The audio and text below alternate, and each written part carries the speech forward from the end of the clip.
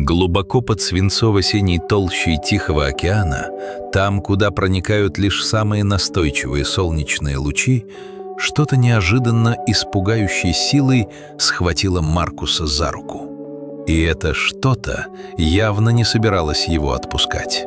Сердце дайвера, до этого бившееся в спокойном, размеренном ритме, около 60 ударов в минуту, идеальный пульс для экономии дыхательной смеси, внезапно сорвалось в бешеный галоп. Оно колотилось о ребра с такой силой, словно пыталось пробить грудную клетку и вырваться наружу. Инстинкт самосохранения, отточенный годами, мгновенно выбросил в кровь лошадиную дозу адреналина. Маркус резко обернулся, ожидая увидеть что угодно – агрессивную акулу, запутавшуюся снасть браконьеров или кусок старого троса с затонувшего судна. Но вместо этого он обнаружил, что смотрит прямо в морду дикого обыкновенного тюленя. Животное не просто коснулось его. Тюлень отчаянно тянул дайвера на себя, мягко, но настойчиво покусывая толстый неопрен гидрокостюма, словно пытаясь найти слабое место или ухватиться покрепче. Но больше всего Маркуса поразил взгляд животного.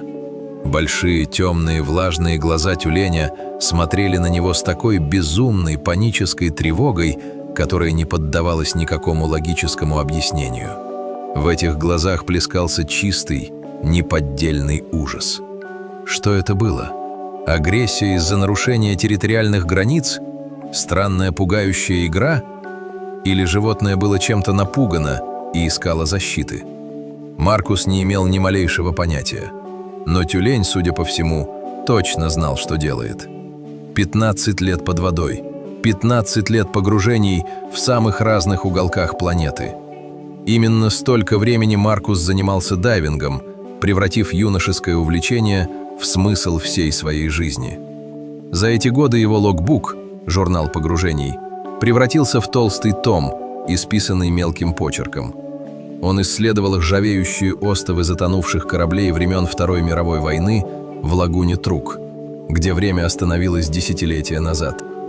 Он плавал бок о бок с тигровыми и бычьими акулами у берегов Багамских островов, изучая их грациозную, смертоносную пластику. Он опускался на дно глубоководных океанских желобов, куда не проникает свет, и где обитают существа, которых большинство людей видят только в научно-популярных документальных фильмах. Маркусу казалось, что он знает подводный мир так же хорошо, как человек знает улицы района, в котором вырос. Этот мир был для него зоной комфорта, знакомой, предсказуемой, уютной. Да, океан всегда был полон сюрпризов. Внезапно изменившееся течение, неожиданная встреча с редким скатом или красота распустившегося коралла. Но он никогда не был по-настоящему шокирующим. Маркус искренне верил, что океан больше не способен сбить его с толку. Как же жестоко он ошибался. Этот день начинался безупречно. Погода на побережье Калифорнии радовала редким штилем, а океан напоминал гигантское зеркало. Когда Маркус ушел под воду, он сразу отметил невероятную видимость – более 30 метров. Это была та самая редкая прозрачность воды, которая заставляет тебя забыть, что ты вообще находишься в жидкой среде.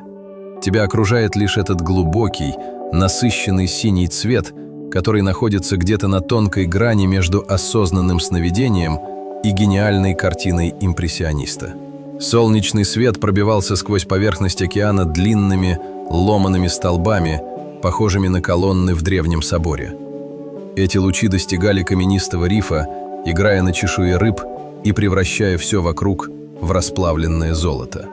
Стайки мелкой рыбешки брызгами серебра разлетались в стороны, когда Маркус плавно и грациозно скользил сквозь густые заросли гигантских бурых водорослей – келпа. Эти водоросли, достигающие десятков метров в длину, покачивались в такт невидимому подводному дыханию, создавая иллюзию сказочного леса. Маркус двигался медленно, не делая лишних движений. Он дышал ровно, наслаждаясь звуком собственного дыхания через регулятор. Долгий вдох, шумный выдох, облако пузырей, устремляющихся к поверхности. На глубине 20 метров он был совершенно один. Вокруг царил абсолютный покой, та самая глубинная тишина, ради которой люди снова и снова надевают на себя тяжелое снаряжение. И вдруг эта идиллия была разрушена. Что-то стремительно вылетело из-за массивного валуна слева от него. Нечто небольшое, невероятно маневренное и быстрое. Прежде чем мозг Маркуса успел обработать визуальную информацию и классифицировать объект, это существо уже полностью обвилось вокруг его правого предплечья. Это был обыкновенный тюлень, округлый, с лоснящейся в воде короткой шерстью, размером примерно с хорошо откормленного лабрадора-ретривера. Животное вцепилось в руку дайвера и немедленно начало извиваться всем телом с такой неистовой, дерганной настойчивостью, что новый разряд холодного, липкого адреналина прострелил грудь Маркуса насквозь. Он мгновенно замер, прекратив любые движения ластами.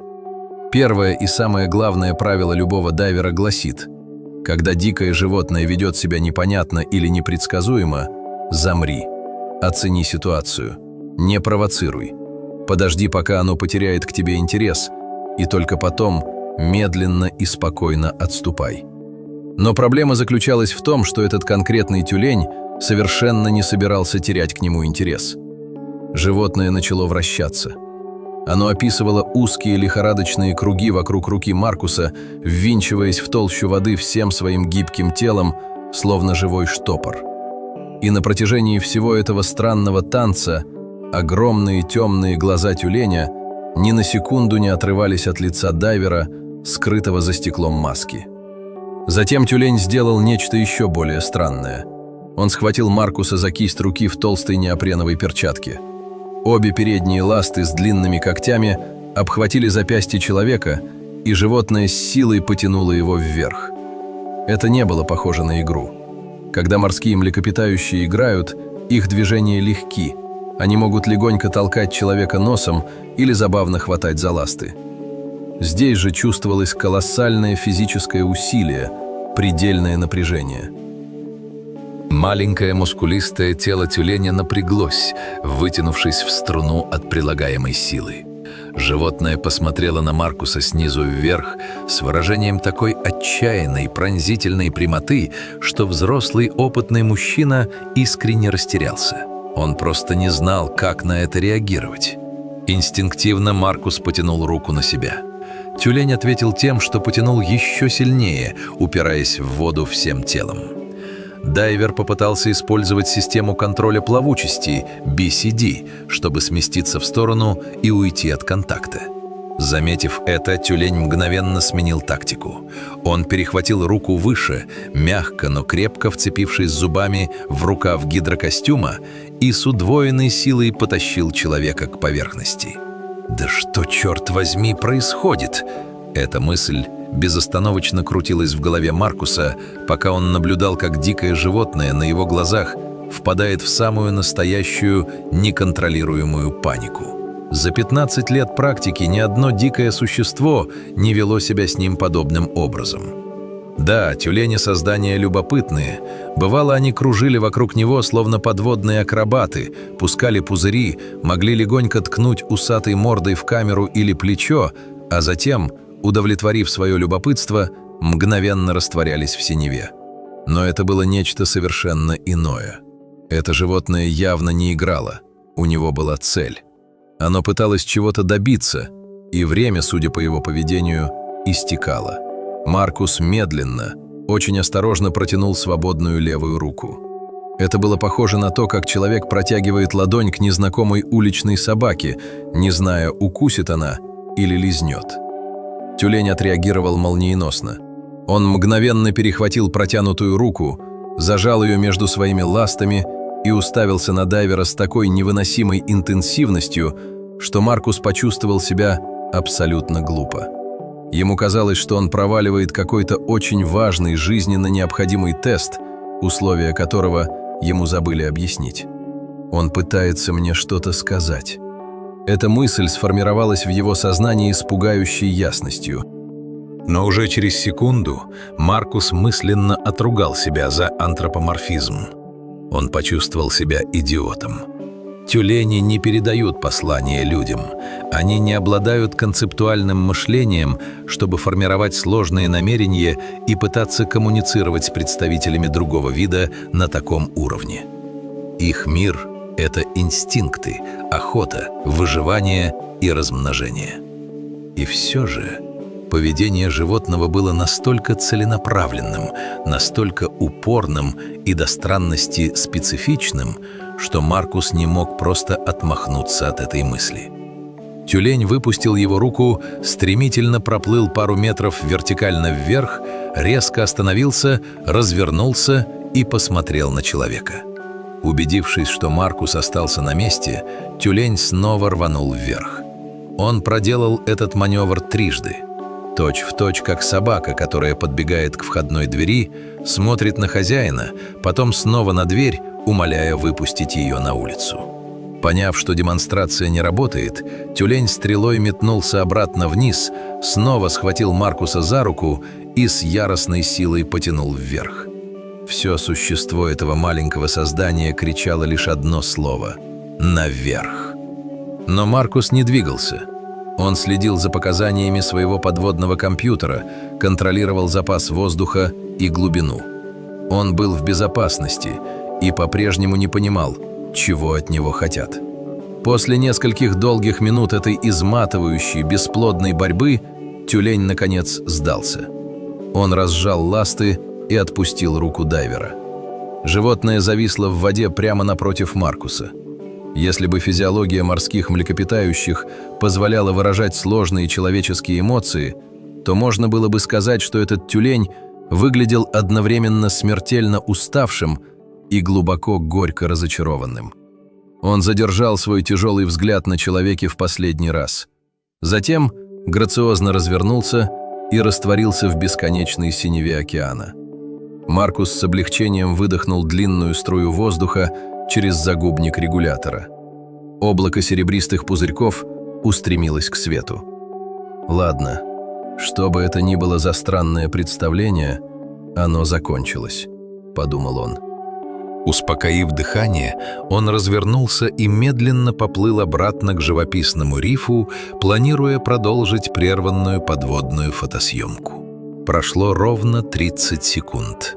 Тюлень вернулся. И на этот раз он привел с собой друга. Теперь их было двое. Они начали кружить вокруг Маркуса по сужающейся спирали, двигаясь синхронно, словно истребители в звене.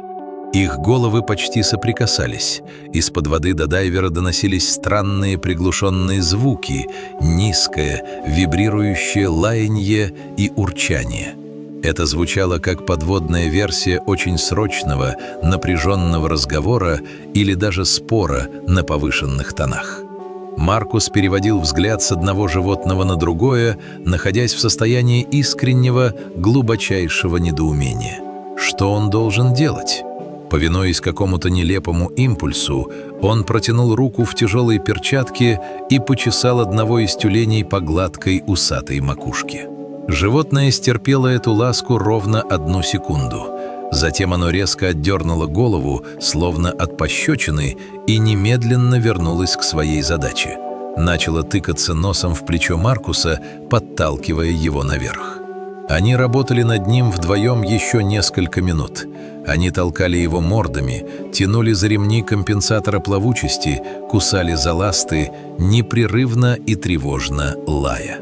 Маркус, стараясь сохранять нейтральную плавучесть, просто висел в воде, как огромная, неповоротливая марионетка, отказываясь подчиняться. Затем, как и в первый раз, они внезапно остановились. Маркус физически ощутил, как изменилась энергетика пространства вокруг него. Атмосфера стала тяжелой, гнетущей. Тюлени больше не суетились. Что-то мрачное и серьезное овладело ими. Они медленно, бок о бок, поплыли прочь, двигаясь гораздо спокойнее и торжественнее, чем раньше. Пульс Маркуса снова начал предательски расти. Что-то было не так. Фундаментально не так. Он не мог найти этому рационального объяснения, не мог ткнуть пальцем в причину своего беспокойства, но 15 лет, проведенных в объятиях океана, сформировали в нем особый, почти звериный инстинкт. И сейчас этот инстинкт, эта интуиция подводника буквально кричала благим матом, требуя максимальной концентрации. А затем вода вокруг него потемнела. Это не было тенью от проплывающего над головой облака. Свет заслонили тела.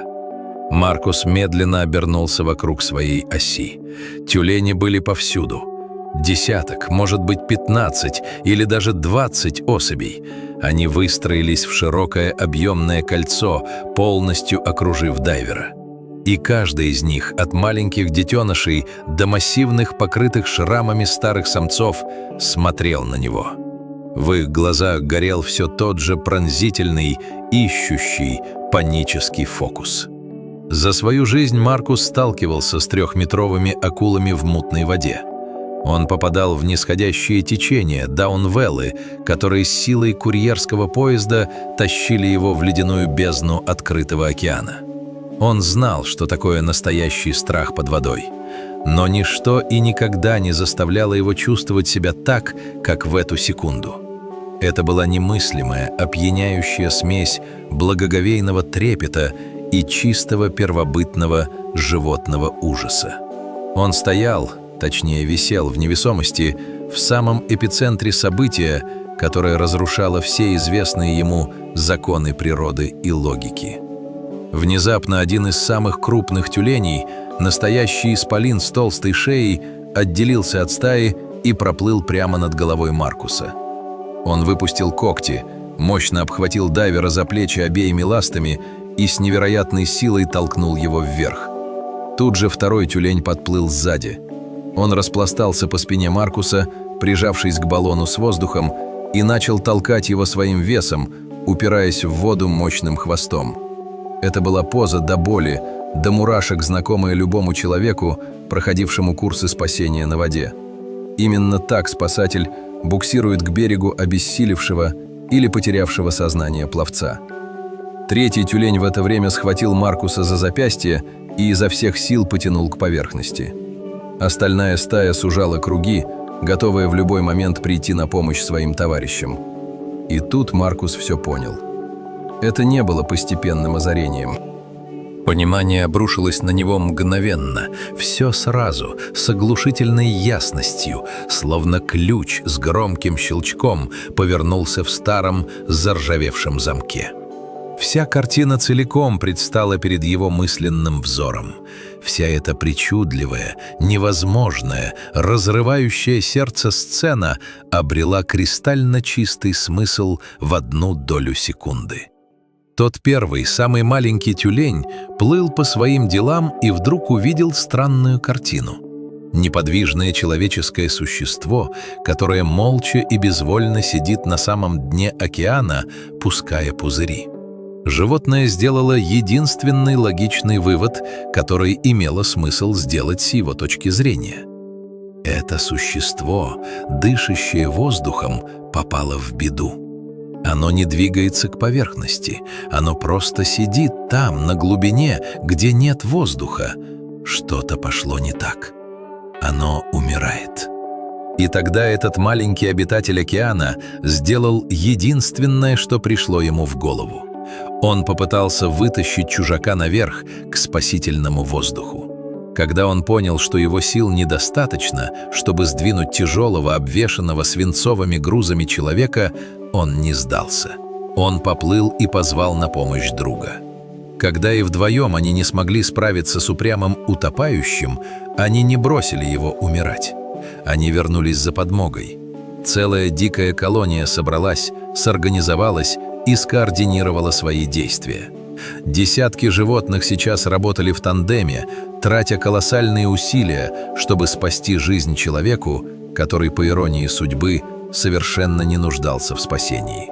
И все это произошло только потому, что один маленький тюлень решил, что жизнь этого странного, неуклюжего существа в черном костюме стоит того, чтобы за нее бороться, и наотрез отказался прекращать попытки. В груди Маркуса что-то сжалось от невыносимого, обжигающего чувства. Он принял решение. Он позволит им спасти себя. Маркус медленно поднял руку и мягко, с бесконечной благодарностью, положил ее на спину ближайшего к нему тюленя. Он расслабил мышцы, перестал сопротивляться тяге и, слегка поддув жилет-компенсатор, позволил животным направлять себя вверх. Как только он поддался, вся группа вокруг него пришла в движение. Их действия изменились. В них стало меньше судорожной паники и больше целенаправленной слаженной работы. Тюлени почувствовали, что дело сдвинулось с мертвой точки, что тяжелое тело наконец-то поддается и идет наверх. По мере того, как они поднимались, окружающий мир менялся. Вода вокруг светлела, переходя из мрачного темно-синего в радостный искрящийся лазурный цвет. Пронизывающий холод глубины отступал, уступая место теплым поверхностным слоям. Давление на барабанные перепонки Маркуса ослабевало, и он не забывал медленно выдыхать воздух, чтобы избежать баротравмы легких, пока его лохматые спасатели тащили его к небу. Наконец его голова прорвала поверхностное натяжение воды. Маркус вынырнул на свет Божий, жмурясь от яркого калифорнийского солнца. Он вытащил изо рта загубник регулятора и сделал глубокий, шумный, настоящий вдох свежего, соленого морского воздуха. И в этот момент тюлени абсолютно сошли с ума. Вода вокруг Маркуса буквально вскипела. Животные лаяли так громко, что закладывало уши. Они кружились волчком, выпрыгивали из воды, как дельфины, взлетая в воздух и с оглушительным плеском обрушиваясь обратно в волны. Это было проявление чистой, незамутненной, ничем не усложненной животной радости. Это был праздник жизни, праздник победы. Они сделали это.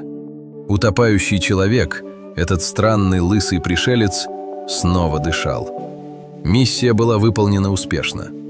Маркус ритмично двигал ластами, удерживаясь на плаву в самом центре этого дикого, ликующего звериного бунта, и смеялся. Он смеялся в голос, до слез, захлебываясь эмоциями и соленой водой. Со стороны, для любого наблюдателя на проходящей мимо лодке, это зрелище, вероятно, выглядело бы как картина из сумасшедшего дома. Взрослый мужик в акваланге хохочет посреди стаи беснующихся тюленей. Но ему было все равно. Постепенно, один за другим, тюлени начали успокаиваться. Убедившись, что спасенный в порядке, они отрывались от стаи и плавно скользили обратно под поверхность воды, отправляясь по своим прерванным повседневным делам. Возвращаясь домой, самый последний из них, тот самый первый маленький и круглый тюлень, с которого и началась эта невероятная история, задержался на поверхности воды чуть дольше остальных. Он завис в паре метров от Маркуса, удерживая морду над волнами. Животное посмотрело на человека долгим, пронзительным взглядом. В этих влажных темных глазах больше не было паники. Там было что-то другое, спокойное и мудрое. Маркус посмотрел на него в ответ, чувствуя, как к горлу подступает ком. А затем тюлень нырнул и бесследно исчез. Маркус остался один. Он надул свой жилет до отказа, перевернулся на спину и долго лежал так, качаясь на волнах.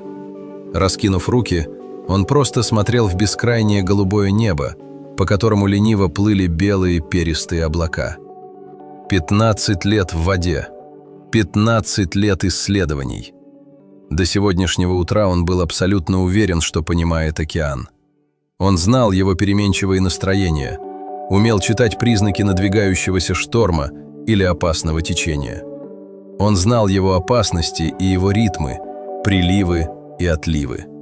Он знал океан так, как ученый знает предмет, который он скрупулезно изучал годами, с которым провел много времени и в отношении которого заработал определенную, заслуженную самоуверенность. Но никогда прежде океан не заставлял его чувствовать себя таким крошечным. Никогда прежде природа не преподавала ему урок такого смирения. Не таким образом. Дикое животное, не обладающее ни речью, ни человеческим разумом, увидело незнакомца, представителя совершенно чуждого, непонятного вида, и без малейших колебаний решила, что помочь ему – это единственно правильный поступок. Когда попытка в одиночку провалилась, животное не сдалось, не пожало плечами и не уплыло по своим делам. Оно адаптировалось к ситуации. Оно провело рекрутинг. Оно вернулось с подкреплением. Оно сделало абсолютно все, что было в его силах.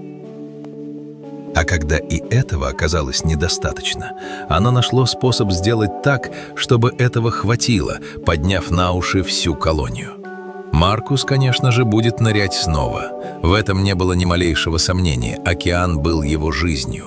Но теперь, погружаясь под воду, он будет делать это совершенно иначе, с чуть меньшей уверенностью в том, что человек – венец творения и самое разумное существо в этих темных глубинах, с гораздо большим осознанием того, что из темноты за ним могут наблюдать чьи-то внимательные, сопереживающие глаза.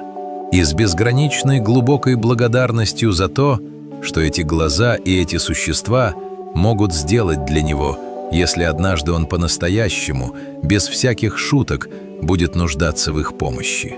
Говорят, что океан никому ничего не должен. Он холоден, равнодушен и жесток. Но в тот удивительный день океан подарил ему нечто бесценное просто так.